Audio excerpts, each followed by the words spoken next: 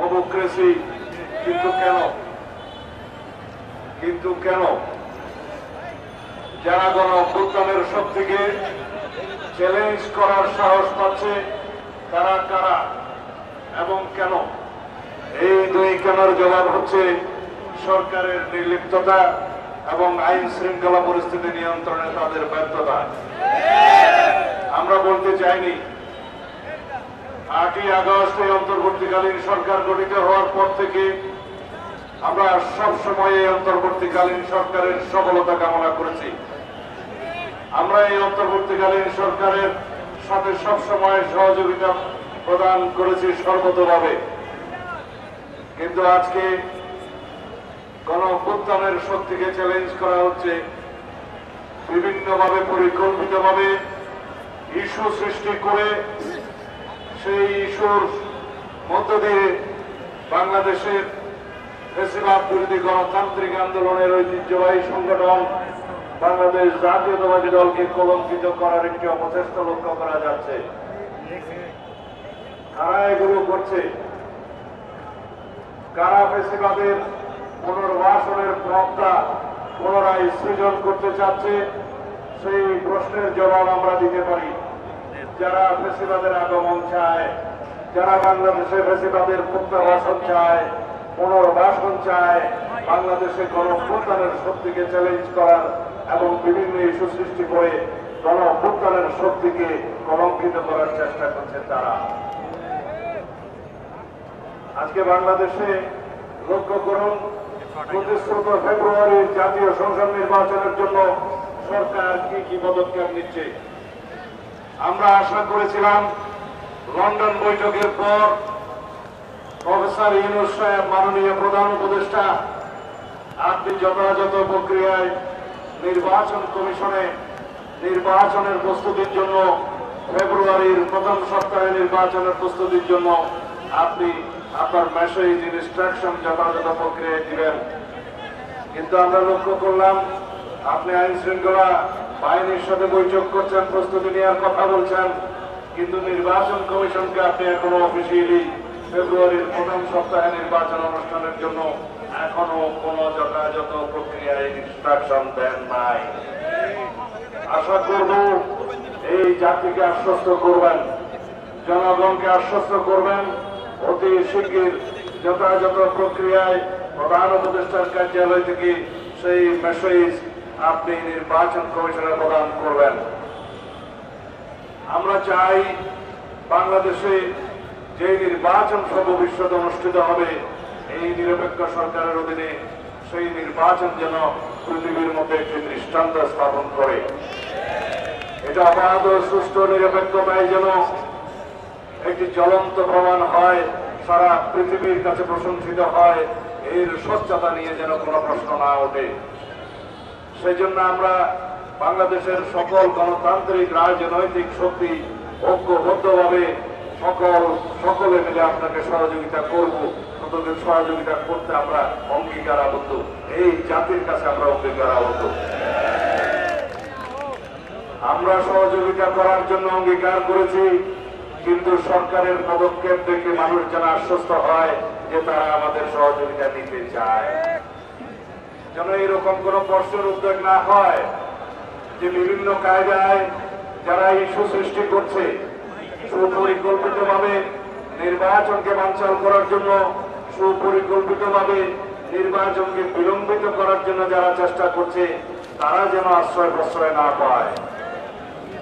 যেন জনগণের মনে কোন প্রশ্নের উদ্বেগ না হয় যে সরকার একটি নির্দিষ্ট দলকে বোধহয় সুবিধা দেওয়ার জন্য কোনোভাবে চেষ্টা চলছে।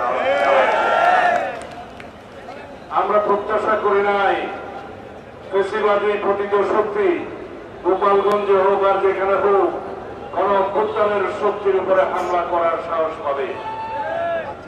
আমরা আশা করি নাই এই জাতি কখনো এই দৃশ্য অবলোকন করবে যে গণ অভ্যুত্থানের অনেক সাহসী সন্তানদের উপরে ফ্যাসিবাদী প্রতীত শক্তি হামলা করার সুযোগ পাবে, সাহস করবে। কিন্তু কেন? এই কেন জবাব হচ্ছে যারা একটি নতুন রাজনৈতিক দল সংগঠিত করেছে, যারা একটি নতুন রাজনৈতিক দল গঠন করেছে, যারা একটি নতুন রাজনৈতিক দল গঠন করেছে, যারা একটি নতুন রাজনৈতিক দল গঠন করেছে, যারা একটি নতুন রাজনৈতিক দল গঠন করেছে, যারা একটি নতুন রাজনৈতিক দল গঠন করেছে, যাদের এখনো রেজিস্ট্রেশন নাই, তারা অনেক আবেগ তাড়িত হয়ে ও পরিকল্পিতভাবে এমন সব রাজনৈতিক কর্মসূচি দিচ্ছে, সেই রাজনৈতিক কর্মসূচির কারণে আজকে সারা বাংলাদেশ অবলোকন করল জাতির যারা গণঅভ্যুত্থানের অগ্রসেনানী তাদের উপরে পতিত ফ্যাসিবাদী শক্তি হামলে করছে। সুতরাং বাবারা, রাজনীতির ময়দানে আরো অভিজ্ঞতা সঞ্চয় করার জন্য আমরা পরামর্শ সবসময় দিচ্ছিলাম, আজকেও দিচ্ছি, নসিহত করছি। আমরা তোমাদের উজ্জ্বল ভবিষ্যৎ কামনা করি। বাংলাদেশের গণতন্ত্রের জন্য তোমরা ভবিষ্যতে অনেক বেশি অবদান রাখবে, তোমরা জাতীয় নেতৃত্বে পরিণত হবে সেই আশাবাদ ব্যক্ত করি। কিন্তু যেভাবে তোমরা যাচ্ছ, যেভাবে এনসিপি আমরা এই কর্মসূচির ধরন দেখছি, তাতে করে আমরা একটা মেসেজ পাচ্ছি যে কোনো না কোনো বাহানায় এমন কোনো অবস্থা সৃষ্টি করা যাতে করে বলতে পারে যে সরকার কোনো কিছু নিয়ন্ত্রণ করতে পারছে না, এই সরকার নির্বাচন কিভাবে দেবে। আর কিছু কিছু প্রশ্ন তো ইতিমধ্যেই আপনারা তুলেছেন। এই নির্বাচন কমিশন নিরপেক্ষ নয় কেন? শাপলা প্রতীক না দিলে কি নির্বাচন কমিশনের বিরুদ্ধে অঙ্গুলি তোলা যায়? জাতীয় প্রতীকের মার্কা ছাড়া কি বাংলাদেশে আর কোনো মার্কা ছিল না? এই প্রশ্ন তো আমরাও করতে পারি। যারা বলছে ধানের শিশু তো সেই জাতীয় প্রতীকে আছে, কিন্তু ধানের শিশুর মার্কাটা যেভাবে আছে সেটা নির্বাচন কমিশনের তফসিলে আছে।